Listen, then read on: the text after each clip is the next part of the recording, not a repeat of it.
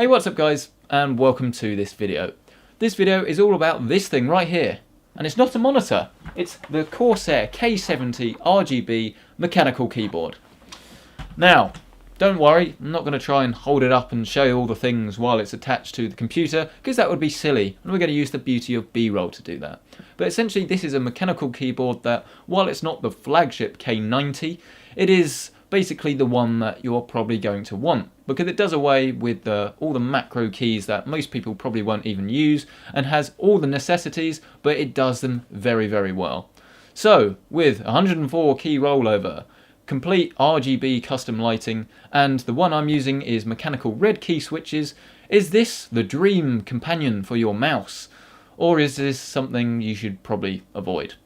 Let's start by taking a look at the hardware. What we have is a brushed aluminium finished keyboard in a very nice compact size. I've said that it does away with all the keys that you don't want. It doesn't have the macro keys like the K90 does, and this is the big thing that I really like about it. It feels very compact, but when you're using it, it doesn't. So this means you've got all the keys you want, and probably all the keys that you don't want aren't present.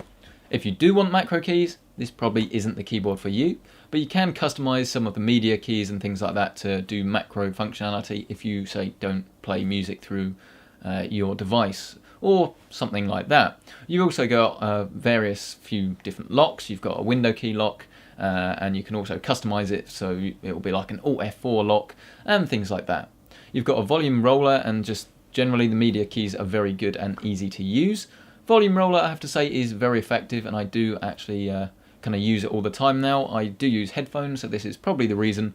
But even if I'm using dedicated speakers, I still sort of tend to find that using the roller is easier than manually changing it on the device. But let's talk about the things you actually probably want to know. What is this keyboard like to use? Well, it does come in a range of key switches. It comes in red, brown and blue. If you know anything about mechanical keyboards, you'll know that reds are generally regarded as the best for gaming and blue are the best for typing, with brown something in between. This is all to do with the tactile feedback of the switch. If you want to know more about mechanical keyboards though, I've got a dedicated video that will talk to you all about the switches, and you can find this in the little eye thing here, and that will take you straight to the full explanation. But pretty much the characteristics of this keyboard is going to depend entirely on what key switch you go for. I've got the red version, and as a result it's very good for gaming, and I have to say that the activation force required is so little that while you will make more typos when you're typing something, it means that it is very effective for gaming, and it's very comfortable and easy to use, and I've had a great time using it. I also did something slightly peculiar, and I actually took it into the office and used it 9 till 5 for a full week in an office that, let's say, isn't too forgiving, and is there are a few people that would like to make complaints about noise, and I didn't get any complaints about noise when using this keyboard, which is very surprising. And I guess that means that, granted it is a red switch, so it's still going to be louder than a membrane keyboard, it is actually quite quiet, which I think is pretty good. But when it was in the office, it wasn't just the noise that I was pleased with, it was actually surprisingly good to type on.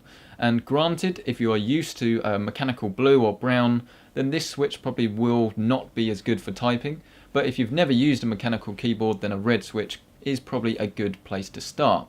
But to be perfectly honest with you, if you are a typer and you do coding or just generally a lot of writing, you probably are best looking at a brown or a blue switch rather than the red, because the red requires so little activation force and there's no sort of tactile click. It is very easy to make a typo, but this isn't a characteristic of this keyboard in particular. This is just that Cherry MX red switch. But we couldn't do a review of a RGB keyboard without talking about the lighting.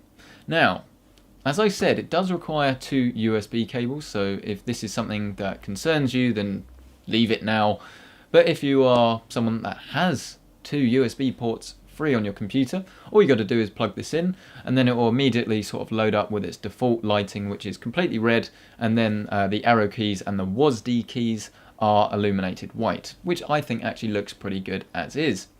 But if you want to step it up and use this keyboard for what it's meant for, you need to download the Corsair software, which is very easy to get from the Corsair website, and then you can completely customize the lighting.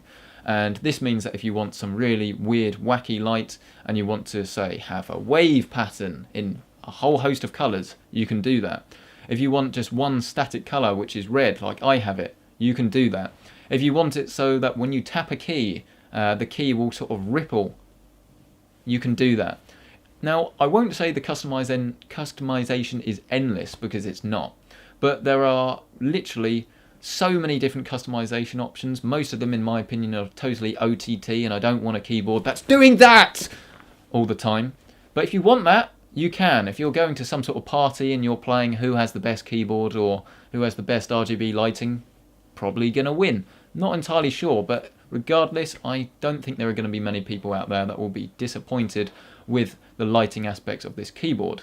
It is worth noting though that if you are someone that just wants a static colour, maybe you are better off getting a keyboard that doesn't have RGB lighting, because one of the things I do say I did like about the CM Storm Quickfire TK was that the sort of bottom of the keyboard was red, and it meant that it reflected red light even better, so that the real red effect was probably slightly better on that keyboard. But that's not really much of a trade-off, because if I decide I feel like a green today, I can do that. And you can quite easily switch profiles on the fly, and you can customize everything in the software, and the software will work with a whole host of Corsair devices.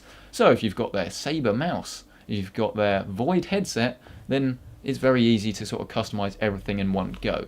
So the software is definitely a lot better than some of the old software they had, and very easy to use. There is one slight gripe I had where it was quite difficult to actually sort of just select a solid red colour, but I got there in the end. So realistically, pretty damn good when it comes to lighting. So we've talked about the keyboard, we've talked about the lighting. Is there really anything else to talk about? Absolutely. The main question, should you buy it? Well, is this thing any good? Is the question really we should be answering before we answer should you buy it. And put it this way, there are only 3 things I don't like about this keyboard. The first one was that it was quite difficult to select a static colour, but I did get there in the end. But I kind of did this by cheating. I selected it to alternate between 2 colours which were the same. So I'm not sure whether this is me being dim or whether there isn't an easy way to select a solid static colour, but I'm sure there is. Number 2, it requires 2 USB cables.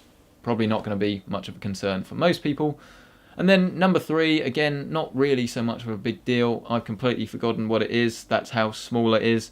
It's that the logo sticker on. That's why you have a script. It's that the logo sticker on the keyboard looks a little bit cheap. Now, I would normally have cut that bit of the script out and started again, but I think that kind of shows you how small these gripes are. The fact that I can't really remember what they are and have to look at my script to actually remember what they are. This keyboard, I hate to use that word, but it's pretty near perfect for everything I need to use it for. It's very compact, it's going to be pretty portable, it feels really, really nice to use, and it looks excellent, and it feels premium if you do want to stroke your keyboard. Probably wouldn't advise doing that. And there is not really too much else you want from the keyboard. If you want some exotic lighting, then you can go ahead and do that. And the fact that you can change the lighting and just the function keys that you kind of don't have, but you do have, very easily is also great. I can't really think of any feature I want on this keyboard that it doesn't have. Maybe some USB ports and use it as a USB hub, but that's not really the sort of thing that sort of bothers me. If it does bother you, maybe you should look at a different keyboard, but again, it doesn't really bother me. For everything I want, this keyboard is pretty much spot on. But there is one problem I have with this keyboard. That's its price. Now, at the moment, if you look on various different e-tailers in the UK, this thing retails for about £150. Now that is a lot of money. If you do watch the mechanical keyboard video that I did, where I explained about mechanical keyboards and how they're different to membrane keyboards, then the main sort of point I made in that is that it's quite a lot of money to spend on something that you don't necessarily know you need. And I don't think anyone needs a mechanical keyboard, but it definitely sort of helps your overall experience. And if you're going to be using something every single day, having good input devices will help. But £150 is a very, very big asking price. And I'm not particularly concerned that are you going to get value for money, because for what it is, you are getting one of the best keyboards I've ever used, probably the best keyboard I've ever used. But £150, that's more expensive than a graphics card. So it's going to be a bit of a tough sell, but if you are watching this video not knowing whether you want it, then maybe you should look into mechanical keyboards a bit more. But if you are watching this video deciding that you probably want this keyboard, just want to check that it's very good, rest assured this is a very good keyboard, and if you do decide to spend that £150, I really don't think you'll be disappointed. So that has been my review of the Corsair K70 RGB. I hope it's been very useful, as is the point of these videos, and if they're not very useful then clearly I'm doing something wrong and I'm just wasting everyone's time. If you thought I wasn't doing anything wrong and you would like to see more videos like this, then do subscribe and do hit that like button, because it lets other people know that this is a video worth watching. And my displays have now gone off. That's how long I've been sitting here. If you have any questions, then hit me up on @PCcentric on Twitter. By far the best place to do it. You'll get a response straight away. Or leave a comment down below and I'll get to it as soon as I can. But once again, thank you so much for watching this video. I really appreciate you hanging around. And for more videos, don't forget to hit up the channel and, like I say, subscribe if you haven't already. So thank you so much for watching this video, and I'll see you in the next one.